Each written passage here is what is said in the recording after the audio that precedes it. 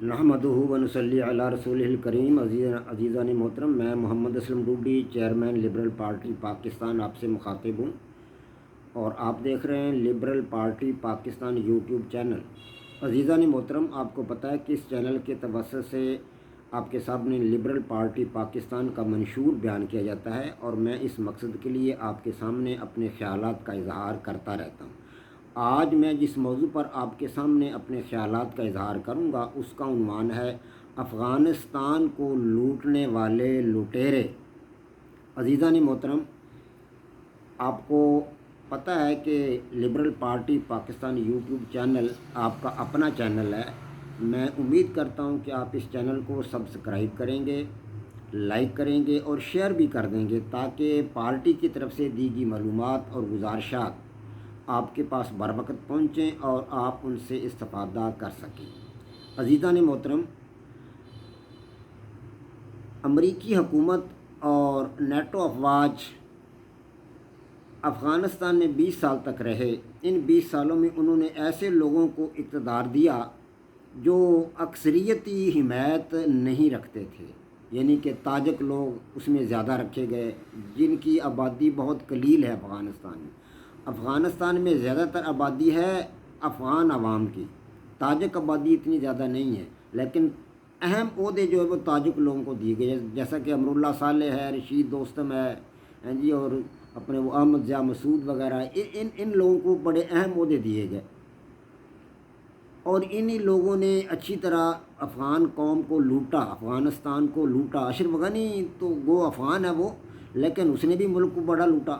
اب امراللہ صالح کے گھر سے جو کچھ ملا ہے ان لٹیروں کے، آپ اندازہ لگائیں کہ ان کے گھروں سے کیا کیا چیزیں مل رہی ہیں۔ امراللہ صالح کے گھر سے ایک تو 65 یعنی کہ $6.5 ملین، یعنی کہ 65 لاکھ ڈالر وہاں سے دستیاب ہوئے ہیں، نقدی یہ دستیاب ہوا ہے، اور اس کے علاوہ وہاں سے کوئی 15-20 کے لگ بھگ سونے کی اینٹیں دستیاب ہوئی ہیں، سونے کی اینٹیں اور ہیرے جواہرات کا اس کے علاوہ شمار ہی نہیں ہے۔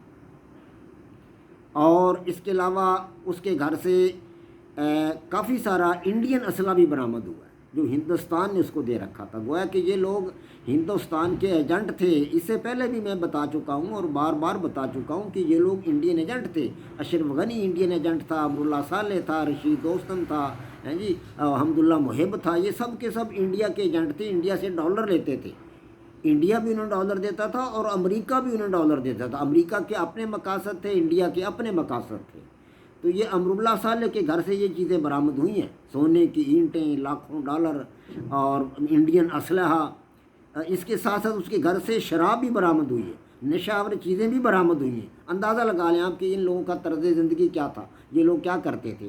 اسی طرح رشید دوستم کا گھر جو ہے وہ تو بہت ہی عجیب و غریب صورتحال ہے وہاں پر، تو وہ تو ایک محل ہے، محل، گھر نہیں ہے وہ، ایک پورا محل ہے وہ، اور 20 ایکڑ پر مشتمل محل ہے جس میں نہریں بہتی ہیں اور اس میں باغ باغیچے ہیں اور پھولوں کی پھلواڑیاں ہیں اور اس میں فوارے لگے ہوئے ہیں، اور وہاں پہ روشیں ہیں اور پگڈنڈیاں ہیں، وہاں پہ فواروں کے ساتھ ساتھ وہاں پہ جھرنے بنائے گئے ہیں، آبشاریں بنائی گئی ہیں، یعنی کہ اس کو ایک جنت نظیر بنایا گیا ہے۔ ایسا اس کے اندر ایسی ایسی چیزیں بنائی گئی ہیں کہ وہ جنت نظیر لگتا ہے وہ محل رشید دوستم کا۔ اب اتنے بڑے محل پہ ظاہر ہے یہ لاکھوں روپے سے تو نہیں بنا، اس پہ اربوں ڈالر خرچ ہوئے ہیں، اربوں ڈالر خرچ کر کے اس نے یہ سب کچھ کیا ہے، اور اپنی چند روزہ زندگی، کتنی لمبی زندگی اس کے پاس، چند روزہ زندگی گزارنے کے لیے، اور اس نے یہ سمجھا تھا کہ یہ میری اولاد کے پاس رہے گا،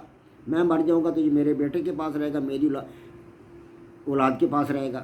لیکن یہ تو اللہ تبارک و تعالیٰ کی کرنی ہے نا۔ اللہ تبارک و تعالیٰ نے افغان طالبان کو وہاں کامیابی دی ہے، اور افغان طالبان اب اللہ کے فضل و کرم سے وہاں کامیاب ہو گئے، اور یہ سارے محل وغیرہ جو لوٹ مار سے بنائے گئے تھے۔ اسی طرح حمداللہ محب کو دیکھیں تو وہ بھی اربوں پتی شخص تھا، اس کے گھر سے بھی اب یہ ان گھروں کی چھان بین کی جا رہی ہے۔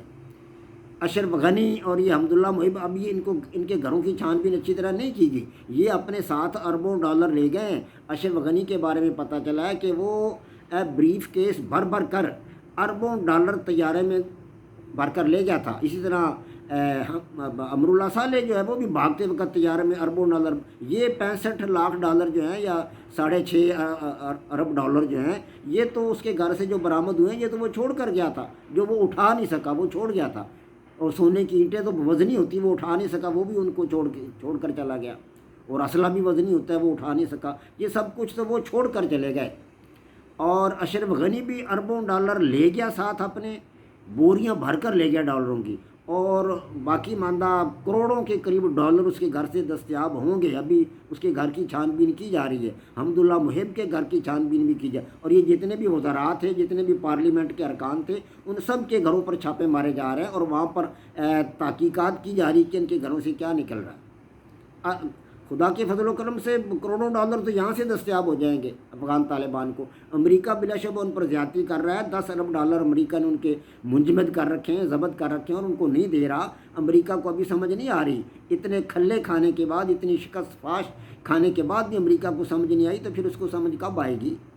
ہم تو حیران ہیں، میں تو مطلب حیرانگی میں ہوں کہ اتنی بڑی شکست پوری دنیا امریکہ پر لان تان کر رہی ہے، امریکی عوام جو بائیڈن پر لان تان کر رہے ہیں، اتنی بڑی شکست کھانے کے بعد بھی امریکہ کو سبق نہیں آیا، اس نے ابھی تک مطلب اس بارے میں کوئی اپنے آپ کو درست نہیں کیا، اور صحیح قبلہ جو اس کو دستیاب نہیں ہوا، صحیح راستہ اس نے ابھی تک اختیار نہیں کیا۔ تو یہ لٹیرے تھے، رشید دوستم، حمداللہ محب، اشرف غنی، انہوں نے اربوں ڈالر یہ لوگ کھا گئے۔ افغان عوام تو بیچارے بھوکے مر رہے ہیں، اب اقوام متحدہ ان کی مدد کر رہی ہے، 1 ارب ڈالر اقوام متحدہ نے اکٹھا کیا، کیونکہ وہاں پہ انسانی بحران پیدا ہونے کا خطرہ ہے، کھانے پینے کی اشیاء نہیں ہے، ضرورت کی اشیاء دستیاب نہیں ہے۔ ہاں جی، 30 لاکھ ڈالر تو دیے ہیں چائنا نے، لیکن 30 لاکھ ڈالر تو معمولی رقم ہے۔ پاکستان بھی مدد کر رہا ہے، پاکستان کے کئی طیارے پاکستانی بھر کر غذا کے اور ضروری اشیاء کے، ادویات کے افغانستان بھیجے ہیں، چائنا میں نے بھی بھیجے ہیں، ادھر سے متحدہ عرب امارات بھی بھیج رہا ہے، ترکی بھی بھیج رہا ہے، لیکن اس کے باوجود ان بیچاروں کو بڑی اشد ضرورت ہے کھانے کی اشیاء کی، مطلب ہے دیگر ضروریات ہے زندگی جو ان کو اشد ضرورت ہے۔